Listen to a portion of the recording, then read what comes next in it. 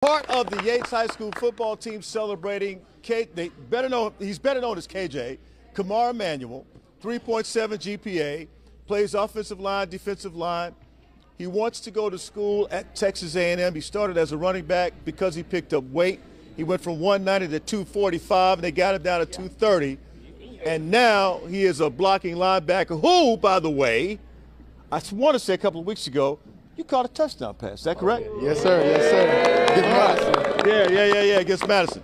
So before we go any further, we also have our esteemed colleagues. I have Ruben Dominguez, I have Heather Sullivan, and I have Mike Iskovich, who happens to be a New Orleans Saints fan. You know who he likes on that team? Who's the backup quarterback? Taysom Hill. No, the backup quarterback. Jameis Winston. Jameis Winston. That's right. Everybody clap for Mike Iskovich. He'll get in there someday, Nate. Yes, I know, Mike. All right, before we get started, I want to say and allow KJ to say good morning to our audience. Good morning. And I want you to also say that you are a proud student of Jack Yates High School. I am a proud student of Jack Yates High School. Okay. Yay! Hey, Nate. All right, guys. I've got to get my other mates on, but don't go anywhere. Stick around, okay? We're going to come back to you at the very end of the show. So you got about 15 minutes to relax. Yes, all right, let's go to Ruben. Ruben Dominguez, where are you, my friend, today? Ruben. Good morning to you, Nate. We're near downtown. I'll tell you that. We're just off of I-10 here. Guys, if you're familiar with the part of town as you're coming in, where David Attucks' large statues of the presidents, you can see it from the freeway. We're right next door. We're inside a unique, a one-of-a-kind, a very beautiful new home that has just come on the market, and it's unlike anything you've ever seen. Probably seen a little bit on social media. I know the Houston Chronicle did a huge piece on it. And they're calling it the treehouse because it's built around this beautiful pecan tree that you see right over my shoulder here. And I was talking to the man that designed just about every single aspect and screw and line in this beautiful home. And he was telling me that he thinks it's about Scott Strasser, by the way. Is his name, and was telling me that that pecan tree is right around 200 years old, but you can see it from all around the house. And it was just this tree that was in the middle of the lot, and he said to himself, "There's no way we're cutting that tree down." So the house literally was designed around that incredible tree, and you can see it from so many different focal points here. So like I said, the house just came on the market. I believe it's in the 1.7-ish, $75 million range, but so many unique aspects to this structure. You feel like you're walking distance from downtown, but it has this lovely little park right behind it too, which makes it feel like, I mean, you could be in the country, just depending the view that you take, and it really is something special. Folks have been stopping by, taking pictures. Everybody's very curious and very mysterious from the outside, and inside very peaceful. It's like I could throw a baseball and hit a car right there on the freeway. That's how close we are to it. But it doesn't feel like the craziness or the chaos of, driving on Houston freeways, so it's very unique and it's very cool. I've never been in a home like this at all, and we've had a lovely time here this morning kind of sharing it with you guys, talking to Scott, finding out all about it, and I think that it's the kind of thing that, Houston's kind of funky that fits right in with our scene, because you can turn down a different street in Houston and never know what you're going to find, and this is definitely a find. This is definitely a cool spot. So if you're driving down Edward Street and you make it down to the very end, you're going to see this great house and maybe stop, take some pictures, post it on the social. Would be cool. And I'll just tell you right now, again, 1.75 million. So Nate, that's kind of in your ballpark, buddy. I can't afford that much or big of a home, 1.75 million, Ruben, but I tell you what, I bet you C.J. Stroud can. I bet you he can handle it. Now, speaking of C.J. Stroud. Definitely. And thank you very much, Oh, Ruben. definitely. Very beautiful home. All right. Definitely he can. Okay, and I'm sure that somebody's going to want to put him in one of those too, probably a much bigger one. All right, let's keep it going. We're live here at Yates. And on behalf of C.J. Stroud and the Yates Lions, the Yates Band is going to give us a little tune. All right? You guys ready to show out for us? Before we go to Heather Sullivan or Mike Iskovich, you guys enjoy the tunes and the dance from the Yates, the mighty Yates Lions Band.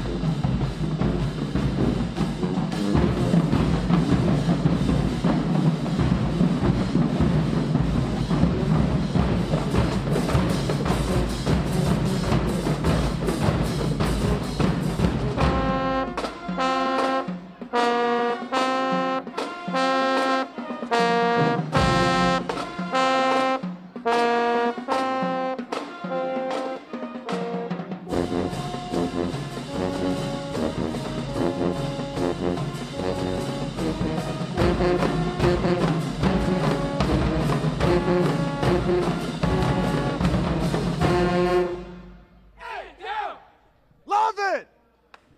Gotta love it, guys. Gotta love it. The Yates Band. Tremendous. Give yourselves a hand. All right, guys. Heather Sullivan, good luck. I hand it Hey. off to you now. Take it away. Well, I don't know how to top that. Yeah, That was pretty how do you good. follow that? Yeah. Thanks, Nate. That's not fair. That was set you great. up. That was great. They're ready to go. All right. Well, I wanted to talk a little bit about some things that I have coming up tomorrow morning. We're going to show you some ways to save money on home internet, and there are some new technologies that are kind of coming out that will help to lower the cost for a lot of families. Plus, there's the affordability connectivity plan that was for low-income households.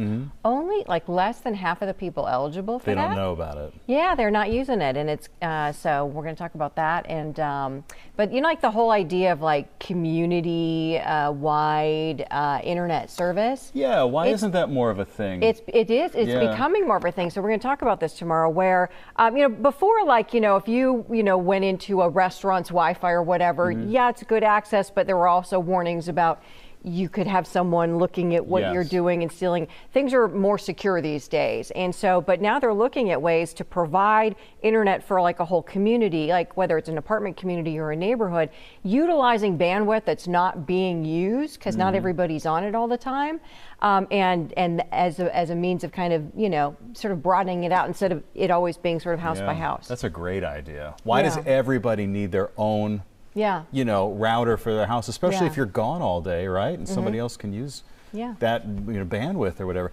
Today, you had a great story, and Oh. this really is one of those things. If you've ever Googled yourself, okay, Which we do all which the I do, yeah, because I want to see what people What are are people saying about saying? me. Yeah. So, but if you've ever Googled yourself, what you'll find most likely is that there's all these websites that come on, and it's really scary Yeah. because it'll have your name. Sometimes it'll have your parents' name or Yeah. or brother, sister, whatever, and some of the previous addresses you've lived at, maybe a phone number you had 20 years ago. Sometimes it's your current information, and it's these data brokers your or aggregators? Consumer data, yeah. And it's all constantly being aggregated. And like to me, the annoying thing is if you're doing little online shopping, which is how we all shop these days, and you look at something, and then you're like bombarded forever with ads popping up for that thing. Trying to, buy, that kind of stuff. That's all because of your, again, your consumer data. And so now states are starting to pass, and Texas just recently passed privacy laws that say, hey, if consumers want this to not be tracked and not be sold, that they have the right to say, stop doing that. But it's impossible almost to go company by, you don't even know who these companies are, right? Yeah. Because you could ask them to be removed or whatever, but I mean, who do you even talk to? I mean, you're going to call an 800 number or something? Yeah. So you had a story that there's a service. Yeah, so Consumer Reports just came out with an app. It's free, and so it sort of does it for you, and it's really cool. You probably won't be able to see it too much on here, but so like if you look there. It's Consumer Reports? Yeah, it's called Permission Slip, but so there's all these different companies, like there's AMC Theaters, and see, now I can't do it right. Okay, I see it. Yeah, Permission Slip by Consumer Reports. You can go through and it lists all the different companies. And if you've ever done business with these companies, then you're in their system. And so then you go into it and it'll tell you, do you want to have them stop tracking, or do you want them to have them stop selling? Do you want to shut down your account? And you just boop, boop, boop. And I'm downloading it now. Yeah, I did it. I tried it out just with Netflix just to see what happens. Yeah. And so, and they send a notice to those companies for you. They write it, and it's all free. And so that way you don't have to go contact because you would never be able to do it. Yeah. It's companies you would never think of. I mean, at least on their page, they're looking at like if you've ever booked anything through OpenTable, Ticketmaster. All that. Joined one of those clubs, to save 50 cents on a hamburger or whatever. And you want to know something funny? Because like as you're going through, there will even be some things. There's like fertility. There's even one porn place. And they're like, we don't want you to confess to anything, but they're like, they are collecting your data too. Really? So if you want to notice scent. You don't have to tell anybody about it. They cover all the bases, you could opt out of that. So Nate, we got to talk to Nate about that. So anyway, I've downloaded it. I'm going to try it. I mean, I've heard about it, but I never, downloaded. I never, actually proceeded to download anything or get off of this list. You just kind of feel like you're just a victim of it. It is what it is, and you're like, what can I do? But so here's something you can do. All right, well that's very cool. Yeah. You might want to do something, and that's prepare for rain. Yeah. Probably Friday. Yeah. Sometimes these things can speed up. Maybe it's Thursday night, maybe it lingers through Saturday morning, but it really looks like the bullseye day is going to be Friday. The good news is it's wonderful today, and it's going to be actually kind of warm for Election Day tomorrow, and it's a fast-moving but really, really strong system that's moving all the way from the Pacific Ocean across the USA, and could give some heavy rain. And we may have some severe thunderstorm chances too. It's a little early to say that. And it will get cooler behind that system. Not extremely cold, but definitely cooler. But any plans that you have coming up on Friday that involve the outdoors? It's looking like they're in a little bit of trouble. Can I ask you about something I thought was really cool that I saw some articles on?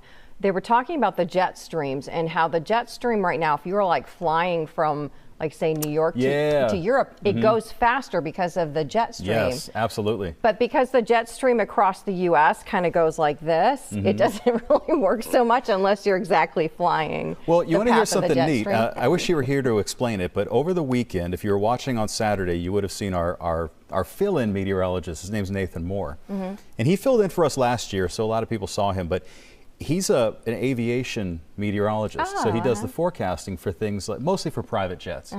But yeah, if you're planning a route, there's you're sort of, you want to pick the shortest path, but you can also catch a tailwind from the middle of the jet stream. And so sometimes it's blowing at like 150 miles an hour, 180 miles an hour, and you can get from Houston to London or New York to London, like 90 minutes faster, sometimes maybe even 2 hours faster than coming back the other way. And so it's always fun getting there. And then on the way back, you're like, oh my gosh, why is this taking so long? It's because of the darn jet stream. But yeah, it's interesting how all that happens. But they also have to be careful too, because the part of the jet stream that really gets strong, there's turbulence going into it and coming out of it. Oh. So they have to be really careful about that too, because I don't they got like to turn on turbulence. they got to turn on that seatbelt sign. Yeah. Buckle up. Yeah, buckle up. That's for you too, Nate. Buckle Yeah, up. buckle up, Nate, Be and safe you out there. opt out of those questionable websites. Not that you would do it. Not that you would do it. You but can just hit if- the button. Yeah. That's all you got to do. No, you don't have to worry about me with that. Not at all. We're good. Okay. But anyway, before we go, I've got the Yates football team here with me. They are 6-1 in the district, and they happened to watch the Texans yesterday. These guys are good, and a lot of them will go on to play major college football. There's a couple of things. What'd you guys think about the Texans? KJ, we'll start with you. They did good. They came from a long. They came a long way. Came from a long way. What'd you think about the quarterback, C.J. Stroud? Man, coming in, taking over Deshaun Watson's spot, man, is a big thing, man. Setting records already, man. It's big. Get my tight end up here. Come on up here, tight end. Did you happen to see what the tight ends did yesterday for the Texans? Yes, sir. What'd you think? They did good. They did great. Darren Schultz. He did great. He did real good, didn't he? Yes, sir. He had a couple TDs in that game. So you plan on going where? And You don't know yet, do you? I don't know. Yeah, you don't know yet. Okay. He's all-state tight end. All right, guys. All right, bottom line is you guys thought that the Texans played pretty good. What kind of a record do you think they'll finish with by the end of the season? What day is it right now? They 4-4. 4-4. 13-4. 13-4. Ooh. I got the same idea. 13-4? Yeah, about 13-4. 13-4? I mean, if they, Huh? I mean, if they keep like if they play how they played yesterday, then yeah, they got it. You think C.J. Stroud throw for 470 yards and 5 touchdowns every game? I mean, he could, yes. He Woo, can. that's a lot. That's a lot. That's asking a lot from a rook, huh? See, I love to get them talking. This is the way we were back in high school. But anyway, so much for that. Guys, I really appreciate y'all this morning. You were great. I always have a hard time. Miss Stephanie, can you walk over here, please? She is the principal here at Yates, and she played soccer in high school, soccer star. This is your team Yes, and your school. yes. We got 10 seconds. Say Yes. something. There's a lot of great things happening at Yates High School. Like I said earlier this morning, I'm excited to be here. There you go, guys. We got to go. We'll see y'all tomorrow. Take care. Have a great day. Are very much engaged in trying to make sure that doesn't happen. So that's important. And sometimes the absence of something bad happening may not be the most obvious evidence of progress, but it is. And also tremendously important are the conversations we're having about how we can set the conditions, as I said, for a just and durable and sustainable peace.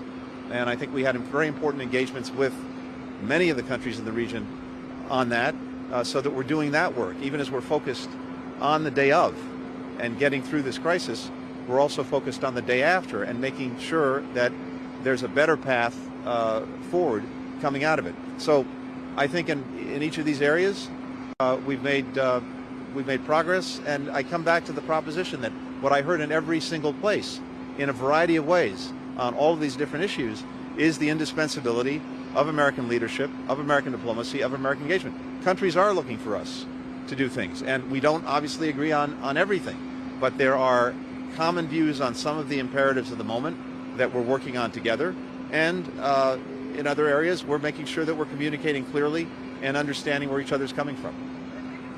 Mr. Secretary, have you seen the Israelis actually take any of these steps that you discussed with them on Friday, and how long can this